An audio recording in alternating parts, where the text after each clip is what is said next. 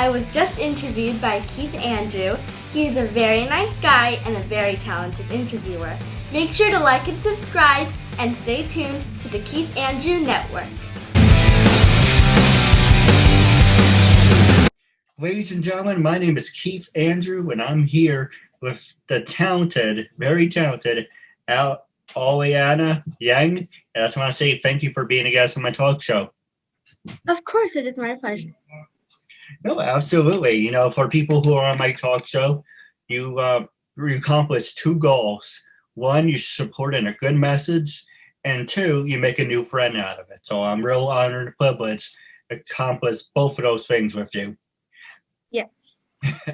And the first thing I know, people are probably like, Keith, what the hell did he do to your hair? You know, let me explain. As everyone knows, we're in lockdown, and it's really hard to go out to get haircuts. I mean, you can go out and get a haircut, but it is on one of the top 6 things of not to do because you run a risk. So once again, I had to butcher myself, and now I look like Uncle Fester, whose brother is Mr. Clean, you know. But hey, you know what? It grows. It's hair. It will grow back. So it's not that big a deal. So everyone's like, hey, I saw your episode yesterday in this. What happened in between? I'm like, it doesn't make a difference. But that being said, for people who want to know a little bit about you, and it's PG-13, the first question I want to ask you is tell our audience a little bit about your background and how you came to do what you do now. Well, when I was about 4 years old, my mother took me to see the production of Aladdin, and I just fell in love with acting. Absolutely. What was it about? It's a live performance, right? Yes. So what was it about experiencing the energy in the room of seeing those people on stage? Did you feel the energy? Did you feel the excitement and say, you know what? This feels absolutely amazing. I want to do something like that. Was it that impression that gave you, that pushed you in that general direction? Or you just said, you know what?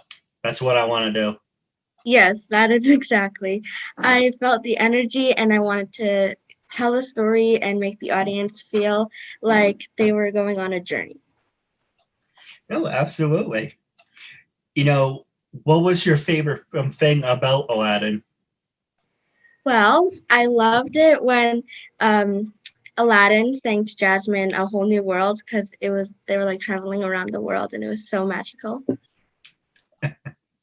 No, Aladdin was a really good movie. I liked it when I was growing up. I actually saw all 3 of them, actually. I think the last one I saw was the third one where they introduced Aladdin's father.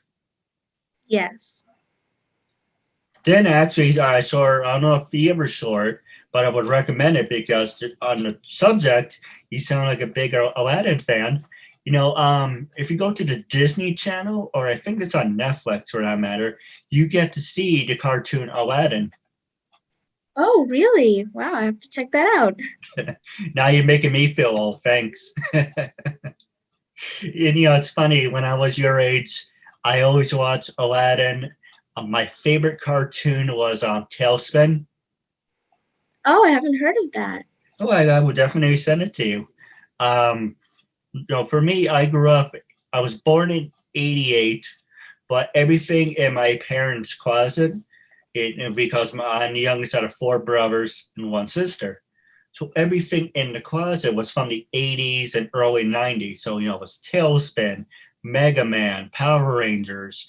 You know, eventually, you know, all the new stuff came out, Pokemon. What about you? What were some of your favorite cartoons that you absolutely love? Well, when I was little, I used to watch Dora the Explorer with my brother. And when I was about 3, I think, I was watching Power Rangers with him too. No, absolutely. You know, it's funny. I have a little too much free time on my hands. I occasionally, when I flip through the channels, I came across Dora the Explorer. And I think one of the lines in the show was Slifer, no sliping. Yeah, yes.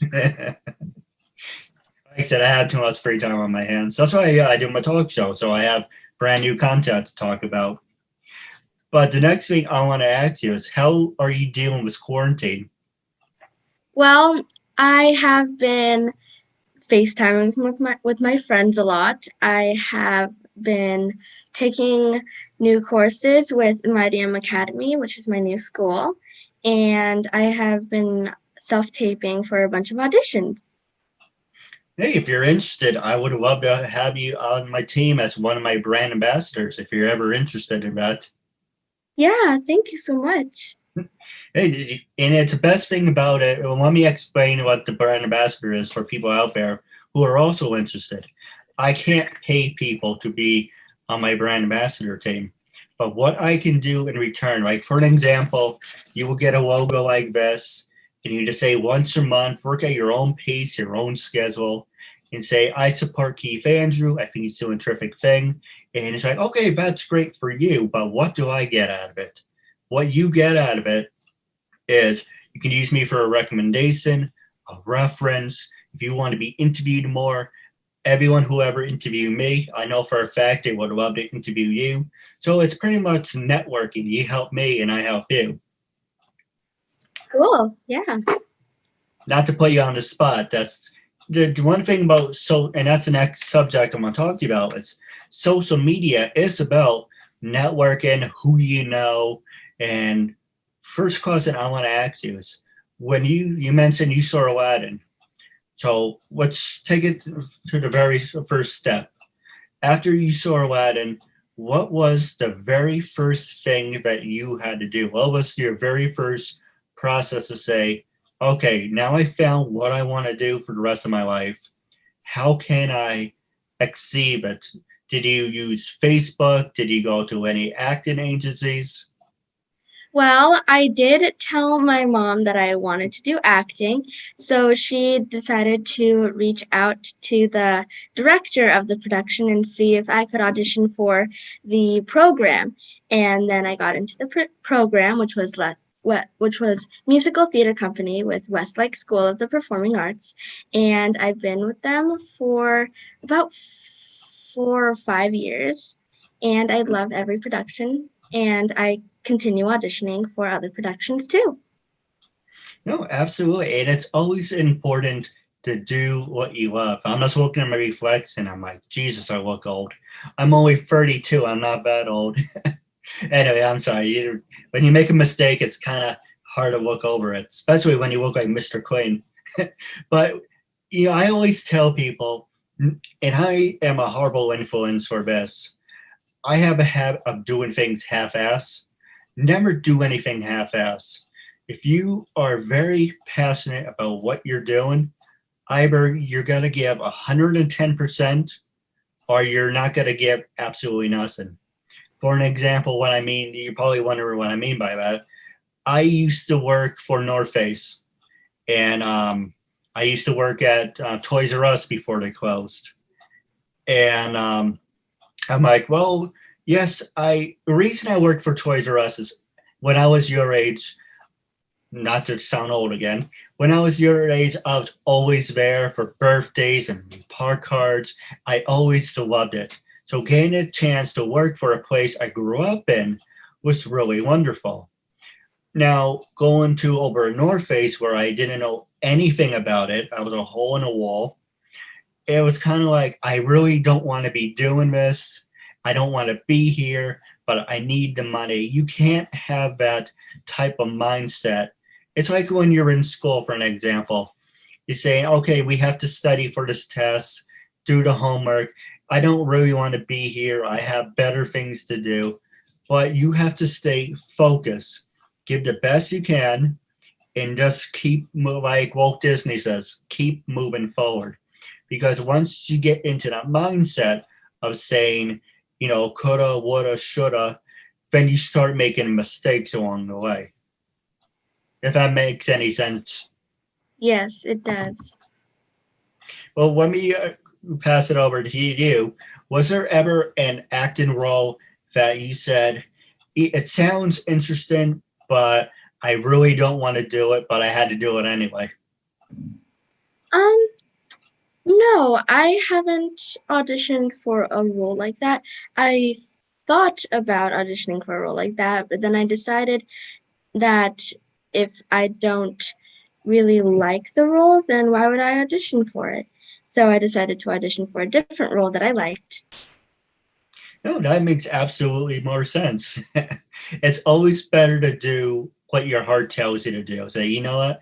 And that's why when occasionally I look for a job, I go into a store, I look around. Of course, people say, you're scouting, but you go into a store, you look around, and you stand back, and you kind of stand back and feel the energy.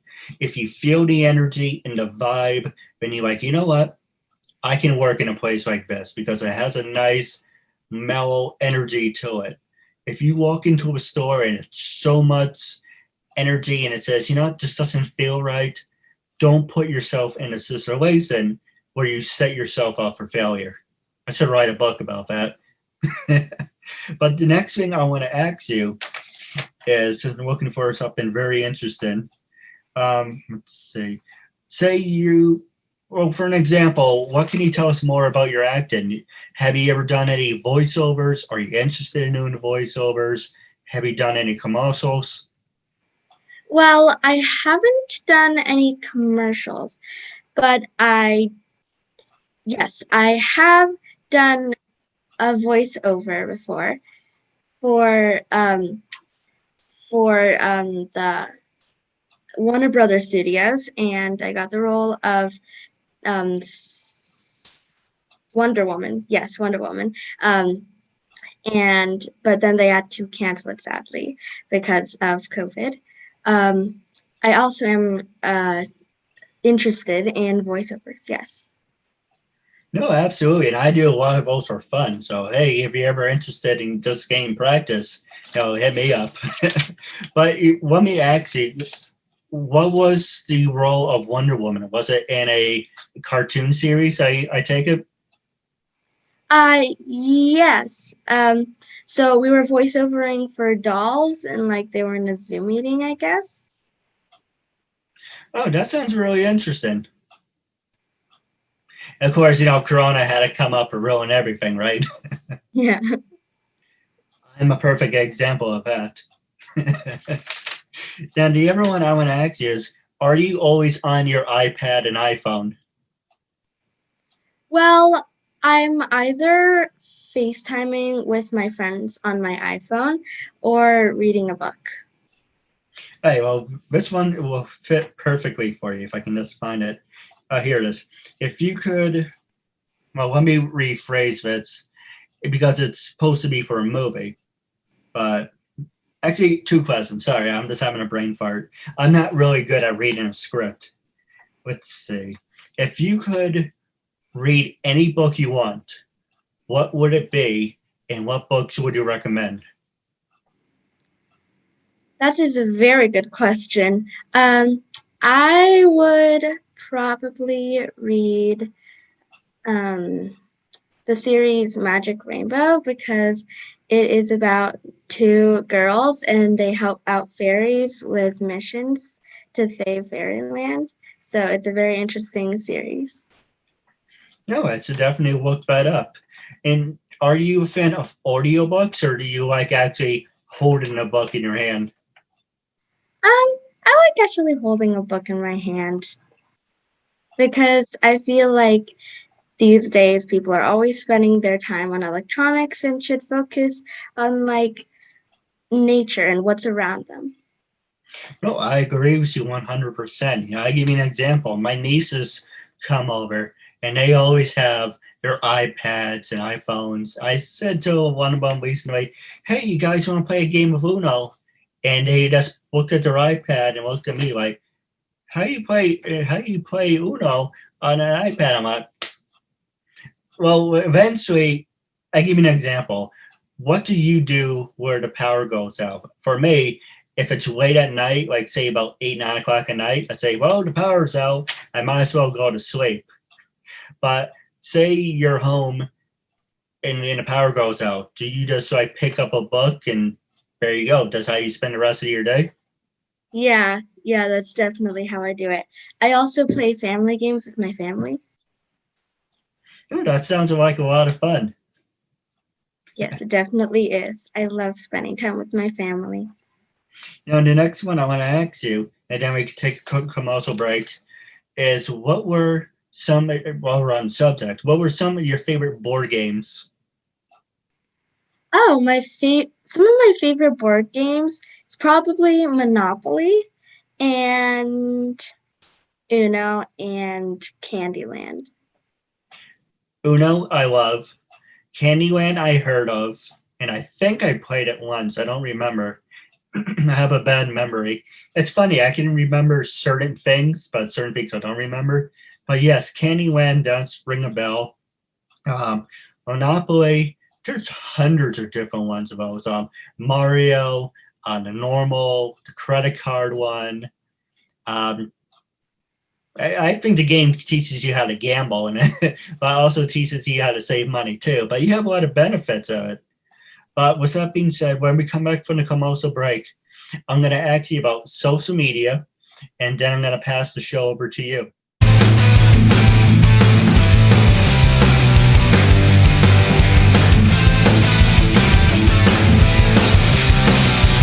Becky Hayes. Hi, I'm Millie Rose. There, I'm Saki Mieta. Hi guys, I'm Alexandria Denise, and you're watching Keith Andrews' show. He's doing a terrific job. Make sure you like and subscribe, and stay tuned for more awesome. Ladies and gentlemen, we are back from the commercial break with a good friend of mine. Thank you for sticking with us. The first thing I want to plug is if you happen to live in Manhattan, that's right, people who live in New York City and most of the suburbs, in the borough of Manhattan, New York, every Saturday, 10:30 in the morning, Channel 2, you get to watch the Keith Andrew Network on Channel 2. However, the one thing I do want to promote, it's bigger and better than just saying, oh, well, I have to wait every Saturday. It's 24/7. That's right, the Keith Andrew Network is 24/7. And what that means, you can watch it anytime, any place, anywhere. Facebook, Twitter, Instagram, any social media. Just type in KeithAndrewNetwork.com, and it's pretty much everywhere. It's like kind of, people would say it's kind of like a bad ras. So, I'm on public access, I'm on social media. But the first thing I want to ask you is social media. With everything that you're accomplishing in your life, do you give thanks to Facebook, Twitter, Instagram? Is it because of these websites that you're getting all these great acting roles, or do you think it's because you have the looks and the talent that says, I don't need social media? People just look at me and say, I want to work with this person. Well, I just recently jumped into Instagram, and yes, before I went into auditions, and yeah, I got the roles most of the time, some of the time. And um, when I jumped onto Instagram, more of these companies asked me to model their clothing and to help them sell it, like Pineapple Clothing, who let who let me pick out some outfits, and I posted pictures. Now, let me ask you while we're on the subject. Do you always like when they pick out the outfits, or are you very picky and say, I want to pick out the outfits? Well, it doesn't really matter to me. I think that all of the outfits are really cute. I'm not that picky. For me, I would say if it looks nice, I will try it. But I always have to, when I love going in the stores. I love going to J.C. Penney's and Macy's, picking up a shirt, seeing how it feels, because it has to feel very nice. If it feels stiff at all, I'm like, I want nothing to do with it because I'm not wearing a piece of cardboard. So I'm very picky when it comes to that. But the next one I want to ask you is, what were some of your favorite activities when you were in school? Did you enjoy gym class? Did you like history? Did you hate history? Well, we didn't really have like separate classes for history and science. or math, but I did enjoy music class and PE because I would get to hang out with my friends and like jump rope with them, so that was really fun. What was the one thing about gym that you hated? We had to run a lap around the yard, and I couldn't like. I was so tired after. Yeah, I'm not saying I'm fat or anything, even though my brother does joke that I have a fat neck. I was never a runner. So you're talking about the I think they call it the mile run, when you had to walk around that big whole track. Yes, yeah, we had to run around the big whole track. For me, I walked the whole thing. I started to run. I look horrible running. So I just walked the whole thing. Like, Keith, why even bother you walking the whole track? You're supposed to be running. Yeah, I like the exercise. It's like, go over there. It's like, it's one of those things. For me, my biggest thing was I hated changing in the locker room. It's because I like having my own privacy. So unfortunately, that's how I failed my gym class. I told my teacher, I am self-conscious. I will participate. I will do any sport you want me to do. Can you make an exception? Like, let me go in the locker room 5 minutes before and the whole crowd goes in, because I don't want to change in front of people. And, you get to the point in your life where you're self-conscious or you just don't care. But, it's kind of like one of those nerd things. But the other thing I want to ask you, and do something very special. What's the last 6 minutes of the show? I'm going to pass it over to you. You can do anything you want. You can say anything you want, talk about anything you want. Remember, PG-13. But with that being said, I'm passing the show over to you. Yes, so I was wondering, how did you get into interviewing people?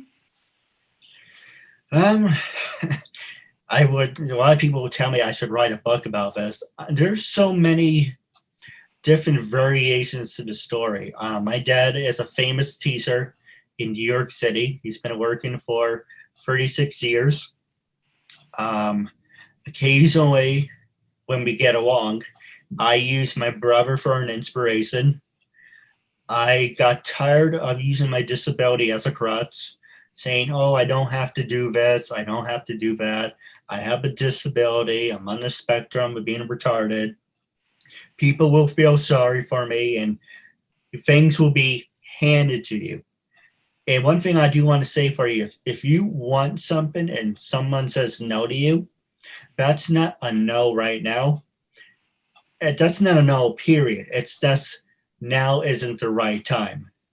And one thing I would say to you for words of kind of fun and words of experience and wisdom, it's give 110% in every single thing that you do.